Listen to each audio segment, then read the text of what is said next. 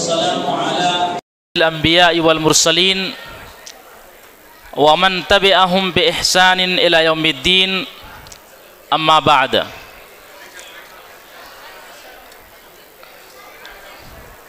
محترم صدر ذی وقار، قابل فخر امیر جمعیت اہل حدیث، صوبائی جمعیت اہل حدیث کرناٹک و گوا،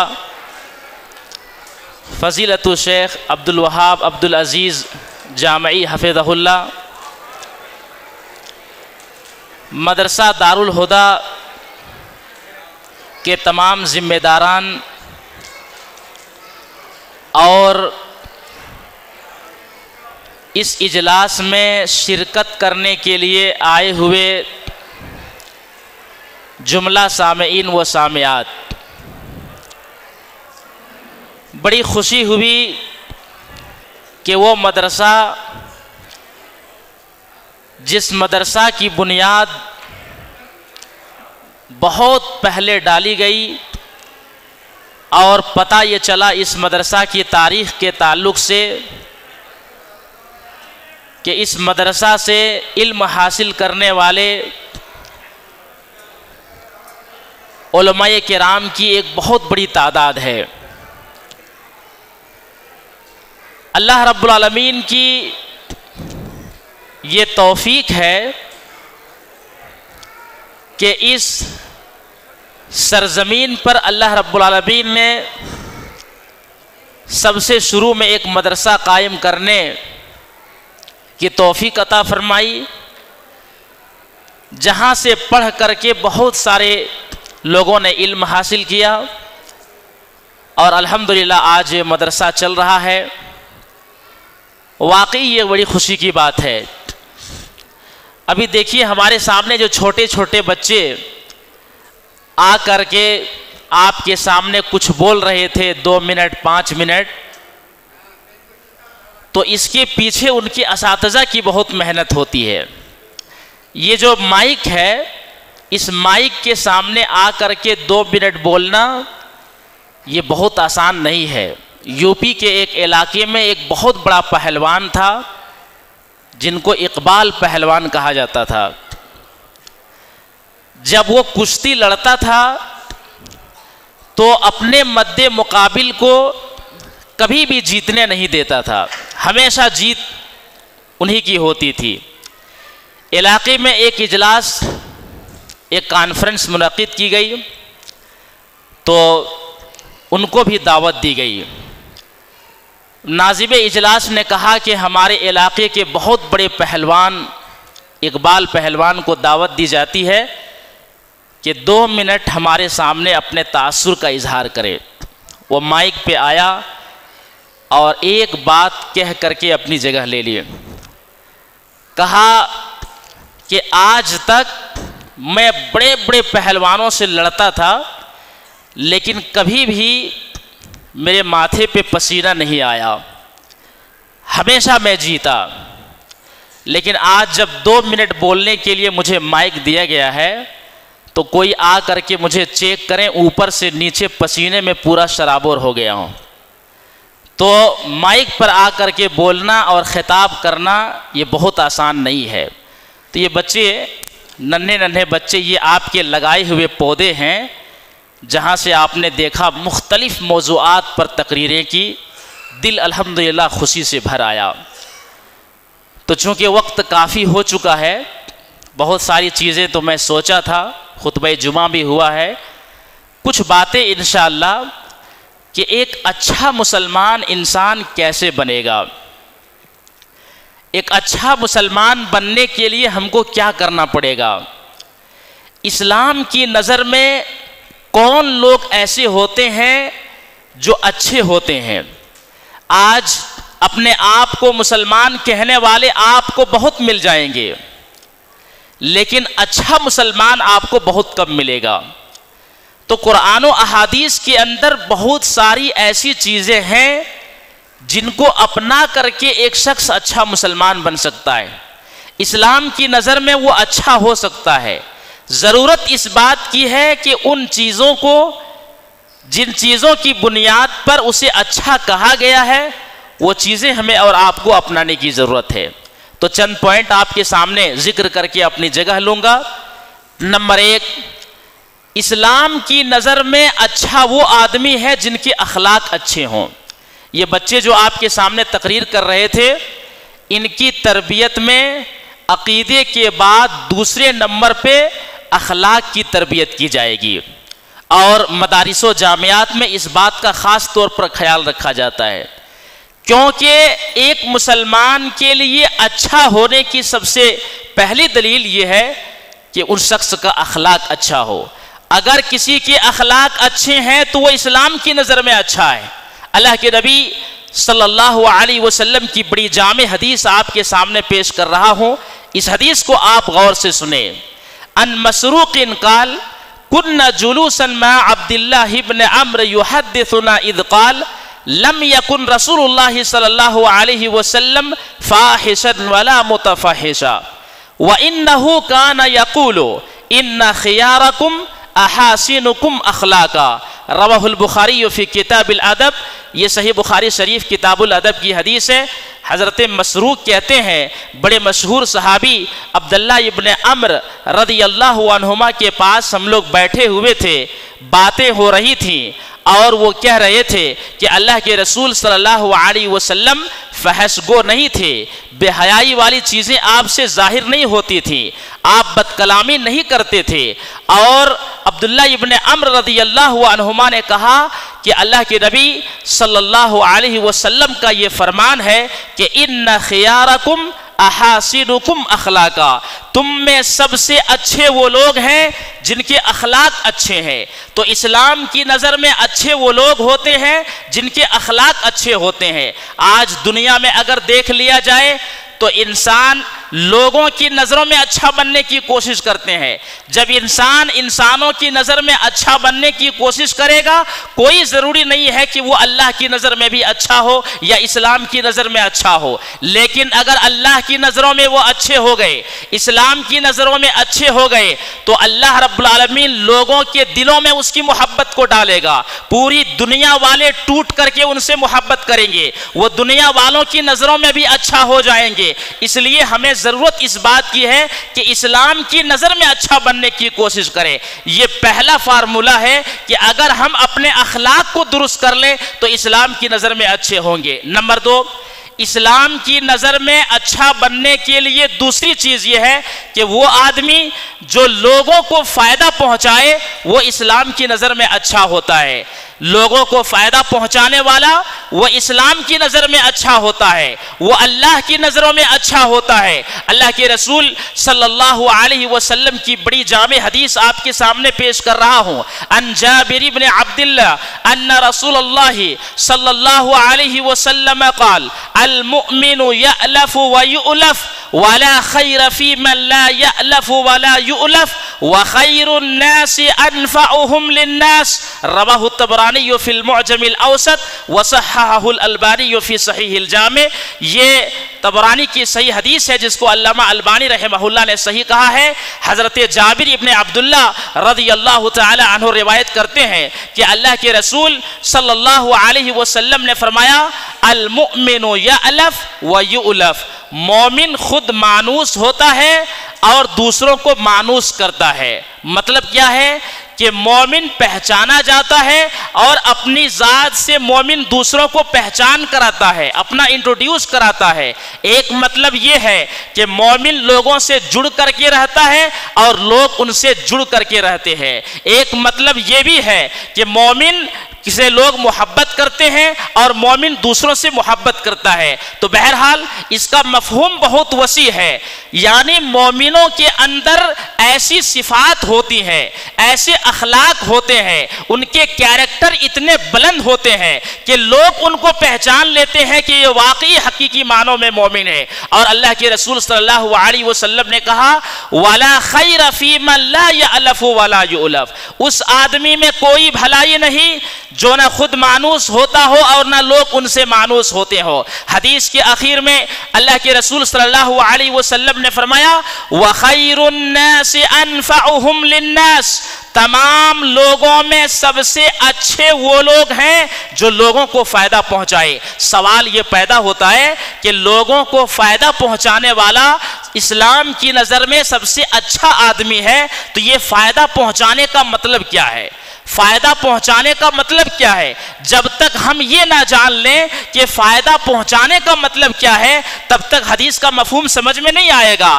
تو لوگوں کو فائدہ پہنچانے کا مطلب اہل علم نے جو تشریحات کی ہیں، بڑی ذمہ داری کے ساتھ آپ کے سامنے عرض کر رہا ہوں۔ لوگوں کو فائدہ پہنچانے کا مطلب سب سے پہلے نمبر پہ دین کا فائدہ پہنچانا ہے۔ ایک آدمی شرک میں ڈوبا ہوا ہے، آپ اسے توحید بتا دیں۔ ایک آدمی بدعت میں مبتلا ہے، آپ اسے سنت بتا دیں۔ ایک آدمی برا عمل کر رہا ہے، آپ اسے نیک عمل، عمل صالح بتا دیں۔ تو دین کا فائدہ پہنچانا، دین کا کام کرنا، یہ لوگوں کو فائدہ پہنچانے میں سب سے پہلا نمبر آتا ہے۔ اس کے بعد حدیث کا مفہوم عام ہے، اگر کسی کو ضرورت پڑتی ہے، ضرورت کے وقت میں آپ نے اس کی مدد کی، کسی کو مشورے کی ضرورت تھی، آپ نے اسے اچھا مشورہ دیا، کسی کو مالی تعاون کی ضرورت تھی، آپ نے اپنے جیب سے نکالا اور مالی تعاون کیا، یہ سب بھی ان کے فائدے پہنچانے میں ہے۔ لیکن پہلا نمبر جو آئے گا وہ دین کا فائدہ پہنچانا آئے گا۔ صحیح مسلم شریف کے اندر بڑی جامع حدیث اور بہت طویل حدیث ہے جو آپ کے سامنے عرض کر رہا ہوں۔ حضرت ابو ذر غفاری رضی اللہ تعالی عنہ، ابھی اللہ کے رسول صلی اللہ علیہ وسلم کی بعثت ہوئی ہے، آپ نبی بنائے گئے ہیں، دور نزدیک چرچے ہو رہے ہیں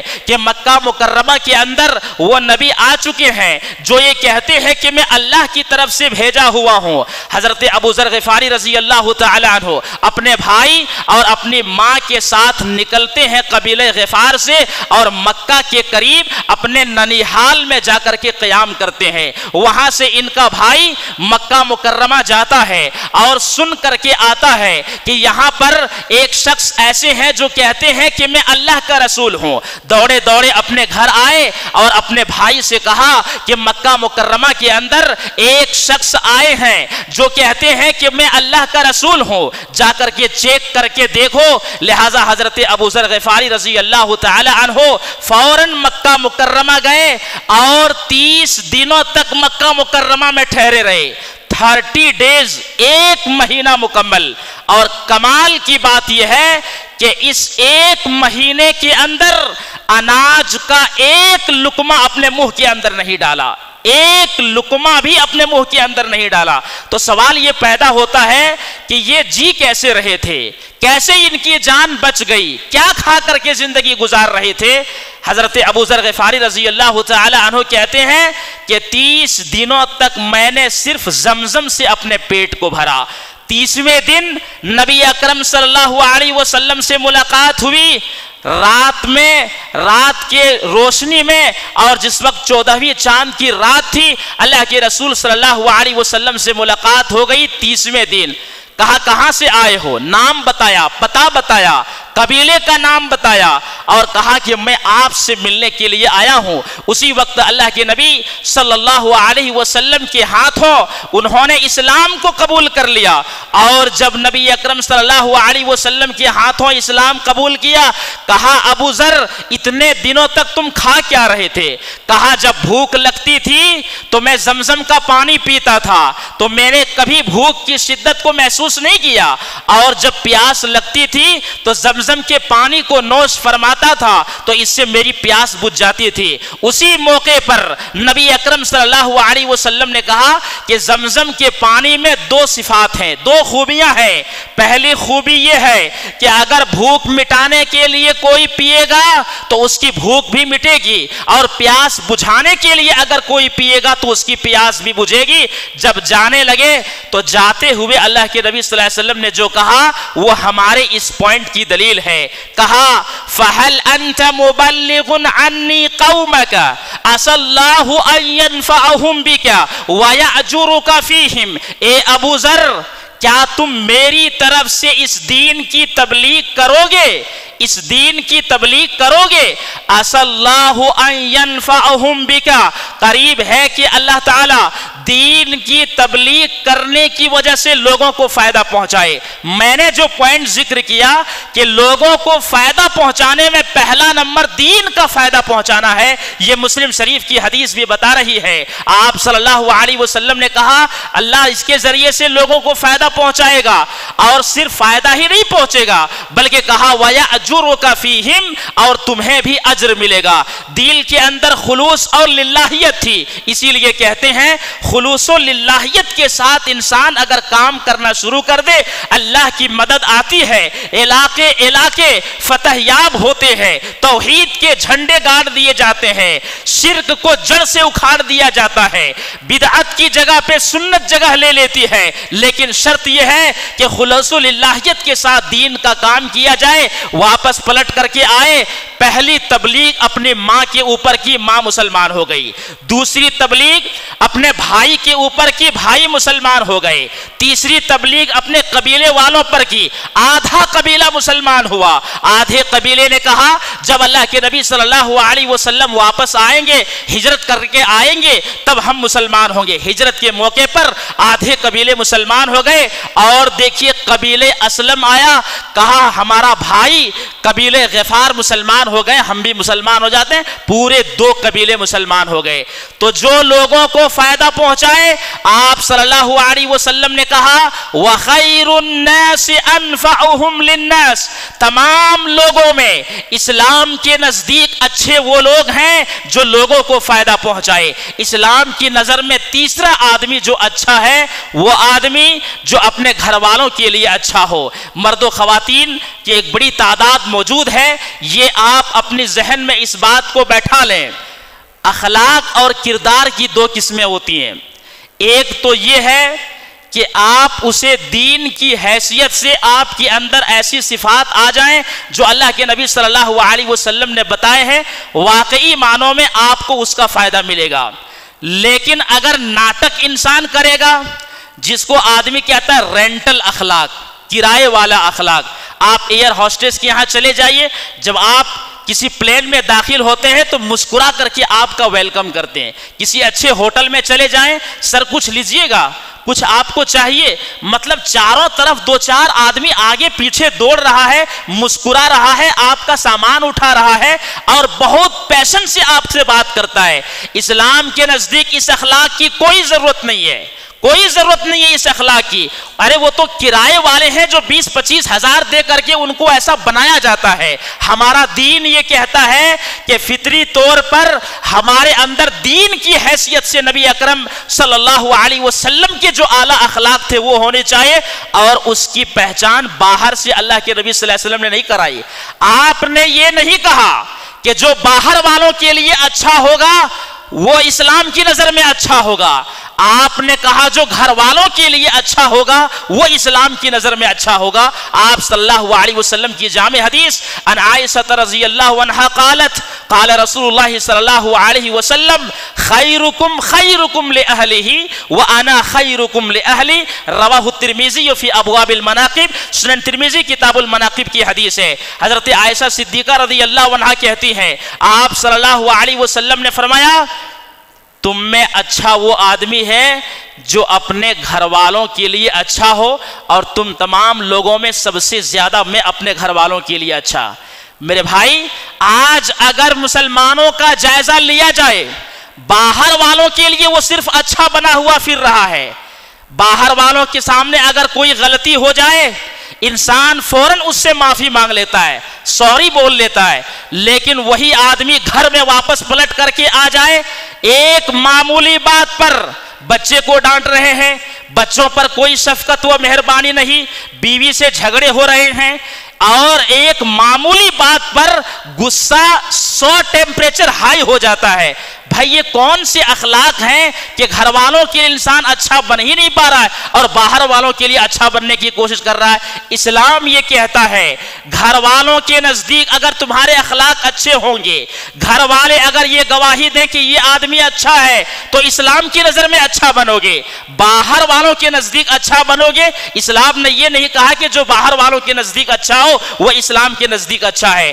نمبر 4، چوتھا آدمی جو اسلام کی نظر میں اچھا ہے یہ وہ ہے جن سے خیر اور بھلائی کی امید رکھی جائے۔ اگر آپ کا معاشرہ آپ کے اوپر اعتماد کرتا ہے کہ آپ کے لیے معاشرہ یہ گواہی دیتا ہے کہ یہ ہمارے سوسائٹی کا بڑا اچھا آدمی ہے، کبھی بھی کوئی معاملہ پیش آ جائے ہمیشہ آپ کے ساتھ خیر کی امید رکھتے ہیں، اچھائی کی امید رکھتے ہیں، اور آپ کے شر سے معاشرہ اگر محفوظ ہو، اسلام یہ کہتا ہے کہ اسلام کے نزدیک وہ آدمی اچھا ہے۔ ایک بڑی جامع حدیث اس سلسلے میں ملاحظہ ہو، عن ابی ہریرہ رضی اللہ تعالی عنہ ان النبی صلی اللہ علیہ وسلم وقف علی ناس جلوس فقال الا اخبرکم بخيركم من شركم قال فسكتوا فقال ذلك 3 مرات فقال رجل بلى يا رسول الله قال خيركم من يرجى خيره ويؤمن شره وشركم من لا يرجى خيره ولا يؤمن شره رواه الترمذي في ابواب الفتن۔ یہ سنن ترمذی کتاب الفتن کی حدیث ہے۔ حضرت ابو ہریرہ رضی اللہ تعالی عنہ کہتے ہیں اللہ کے نبی صلی اللہ علیہ وسلم ایک راستے سے گزر رہے ہیں، کچھ لوگ جو ہے بیٹھے ہوئے ہیں، تو بیٹھے ہوئے لوگوں کے پاس آپ صلی اللہ علیہ وسلم آئے اور آپ ٹھہر گئے۔ کھڑے ہو کر کے آپ نے پوچھا کیا میں تم لوگوں کو تمہارے بروں میں سے اچھے لوگوں کے بارے میں نہ بتا دوں؟ کون آدمی اچھا ہے کون آدمی برا ہے، اچھے اور بروں کی تمیز نہ بتا دوں، اس کے درمیان ڈیفرینشیٹ نہ کر دوں؟ کیا میں ایسا عمل نہ بتا دوں یا تمہارے اچھے اور بروں کی تمیز نہ بتا دوں؟ لوگ خاموش ہو گئے، پتہ نہیں اللہ کے نبی صلی اللہ علیہ وسلم کیا کہنا چاہتے ہیں۔ 3 بار آپ نے یہی سوال دہرایا۔ ایک صحابی نے کہا تیسری مرتبہ میں بلا یا رسول اللہ، اللہ کے نبی صلی اللہ علیہ وسلم بتائیں کہ ہم میں سے اچھا اور برا آدمی کون ہے۔ اچھوں کے بارے میں کہا خیرکم من یرجی خیرہ، تم میں سب سے اچھے وہ لوگ ہیں جن سے خیر کی امید رکھی جائے، بھلائی کی امید رکھی جائے، وَيُؤْمَنُ شَرُّهُ، اور اس کے شر سے بچا جائے۔ اگر کسی سے کوئی خیر کی امید رکھی جائے اور ان کے شر سے بچا جائے، اسلام کے نزدیک وہ آدمی اچھا ہے۔ لیکن اگر ہم اپنے معاشرے کا جائزہ لے لیں، معلوم یہ پڑے گا کہ بہت کم لوگ ایسے ہوتے ہیں جن کے بارے میں انسان خیر کی امید رکھتے ہیں کہ ہمارا کوئی کام آ جائے تو یہ آدمی کرنے کے لیے تیار ہوتا ہے، یا کسی ضرورت کے تحت ہماری ضرورت کو پوری کرنے کے لیے آگے آئے گا، تعاون کرنے کے لیے آگے آئے گا۔ بہت کم ایسے لوگ ہوتے ہیں جن کا نام آتے ہی ان سے بھلائی کی امید ہو جاتی ہے اور ان کے شر سے معاشرہ محفوظ رہتا ہے، کوئی شر معاشرے کے اندر نہیں چلتا ہے ان کے تعلق سے۔ لیکن ہاں کچھ لوگ ایسے ہوتے ہیں ان کا نام آ جائے تو فلاں آدمی وہ تو شیطان کے باپ ابلیس ہے، یعنی نام آتے ہی ان کے بارے میں شر اور برائی کے تعلق سے انسان سوچنے لگتا ہے، تو یہی وہ لوگ ہیں جو اسلام کے نزدیک برے ہیں۔ اس لیے کہ حدیث کا دوسرا ٹکڑا ہے، آپ صلی اللہ علیہ وسلم نے کہا وَشَرُّكُم مَّن لَّا يُرْجَى خَيْرُهُ وَلَا يُؤْمَنُ شَرُّهُ، اور تم میں برے وہ آدمی ہیں جن سے خیر کی کوئی امید نہ رکھی جائے اور ان کے شر سے نہ بچا جائے، جن سے خیر کی کوئی امید نہ ہو اور ان کے شر سے نہ بچا جائے۔ کہا کہ اسلام کے نزدیک وہ آدمی برا ہے۔ تو اس حدیث سے پتہ یہ چلا کہ اگر خیر کی امید رکھی جا رہی ہے اسلام کے نزدیک وہ آدمی اچھا ہے۔ اسی لیے یحییٰ بن معاذ رازی رحمہ اللہ کہتے تھے اگر کسی کو فائدہ نہیں پہنچا سکتے ہو تو اسے نقصان بھی نہ پہنچاؤ، اگر کسی کو خوشی نہیں پہنچا سکتے ہو تو اسے غم بھی نہ پہنچاؤ، اور اگر کسی کی خوبیوں کی تعریف نہیں کر سکتے تو ان کی برائی بیان نہ کرو۔ اسی لیے سعید بن زید رحمہ اللہ کہتے تھے آپ کے بھائی کے ساتھ یہ ظلم ہے کہ آپ صرف ان کی برائیوں کے تذکرے کریں اور ان کی خوبیوں کو نظر انداز کر دیں۔ اگر کوئی آدمی معاشرے کے اندر، دیکھیے ظلم کی بہت ساری قسمیں ہوتی ہیں، ان میں سے ایک قسم حضرت سعید بن زید رحمہ اللہ کہہ رہے ہیں کہ اگر کوئی آدمی کسی بھائی کی صرف خامیوں کے بارے میں جان رہا ہے، صرف خامیوں کے تذکرے کر رہا ہے اور ان کی خوبیوں کے تذکرے کر ہی نہیں رہا ہے، تو کہا تمہارے بھائی کے ساتھ یہ بھی ایک طرح کا ظلم ہے۔ تو میرے بھائی، اگر اسلام کے نزدیک اچھا بننا چاہتے ہیں تو اس کے لیے ضروری ہے کہ ہم سے لوگ ایسی امید رکھیں جس کو خیر والی امید کہتے ہیں۔ اگر خیر والی امید ہم سے کوئی رکھ رہا ہے تو اسلام کے نزدیک وہی آدمی اچھا ہے۔ یہی چند باتیں آج کے اس اجلاس میں آپ کے سامنے بیان کرنا چاہتا تھا۔ چونکہ وقت نہیں ہے اس لیے انہی باتوں پر میں اپنی بات کو ختم کروں گا۔ وقت کافی ہو چکا ہے، جو ٹائم مجھے دیا گیا تھا اس کے حساب سے میں نے آپ کے سامنے کچھ باتیں رکھی ہیں۔ دعا ہے کہ اللہ رب العالمین ہم سب کو قرآن و سنت پر عمل کرنے کی توفیق عطا فرما۔ یا اللہ رب العالمین تو غفور رحیم ہے، ہمارے گناہوں کو بخش دے۔ یا اللہ تو رزاق ہے، ہمیں رزق حلال دے۔ یا اللہ جو پریشان حال ہے ان کی پریشانیوں کو دور فرما۔ دینی مدارس و جامعات یہ اسلام کے قلعے ہوتے ہیں، جو بھی دینی ادارے ہیں، دینی مدارس ہیں، اللہ تعالیٰ سب کی حفاظت فرمائے۔ پچھلے دنوں ایک اسکول میں پڑھنے والے ایک بچے جو کہ مسلمان تھا، اس سے پوچھا گیا ہو از دا لارڈ آف ورلڈ، پوچھا گیا کہ دنیا کا مالک کون ہے؟ تو اس نے فوراً کہا Jesus is the lord of the world, کہا کہ عیسیٰ علیہ السلام دنیا کا مالک ہے۔ آپ دیکھیں کہ ایک مسلمان بچہ کرسچن کے اسکول میں جا کر کے یہ سیکھ رہا ہے کہ جو عیسیٰ علیہ السلام ہے وہی اللہ ہے، نعوذ باللہ من ذالک۔ تو لہٰذا اس طرح کے مکتب کی جو تعلیم دی جاتی ہے تو انسان دنیاوی تعلیم حاصل کرے، لیکن ایمان کی روشنی آپ کے ان مکاتب سے حاصل ہوں گے۔ اس لیے اس مکتب کو معمولی نہ سمجھا جائے۔ جب ہم اسلام کی تاریخ پڑھتے ہیں تو معلوم پڑتا ہے کہ اسلامی نظام تعلیم کا 3 دور گزرا ہے۔ پہلا دور نبی کے زمانے سے لے کر کے عہد اموی تک، یعنی اموی جو خلیفہ گزرے ہیں اس زمانے کی ابتدائی حصے تک، یہ ایک پہلا دور تھا۔ دوسرا دور جو ہے عہد اموی سے لے کر کے 4 صدی ہجری تک، اور تیسرا دور جو ہے 5ویں صدی سے لے کر 8ویں صدی ہجری تک۔ تو یہ جو دور گزرے ہیں نا، اس میں کوئی ایک مدرسے کی شکل کا کچھ بھی نہیں۔ اسی طرح سے مسجدوں میں تعلیم ہوتی تھی، یا کسی جگہ پہ بیٹھ کر کے محدث کا درس ہوتا تھا، چھوٹے بڑے آتے تھے ان سے دین کا علم حاصل کرتے تھے۔ تو لہٰذا ان چیزوں کو مضبوط کرنے کی ضرورت ہے۔ جو لوگ اس ذمہ داری کو نبھا رہے ہیں ان کے حق میں بھی دعا گو ہوں کہ اللہ تعالیٰ ان کی اس ذمہ داری کو قبول فرمائے۔ آمین۔ وآخر الدعوانا الحمدللہ رب العالمین۔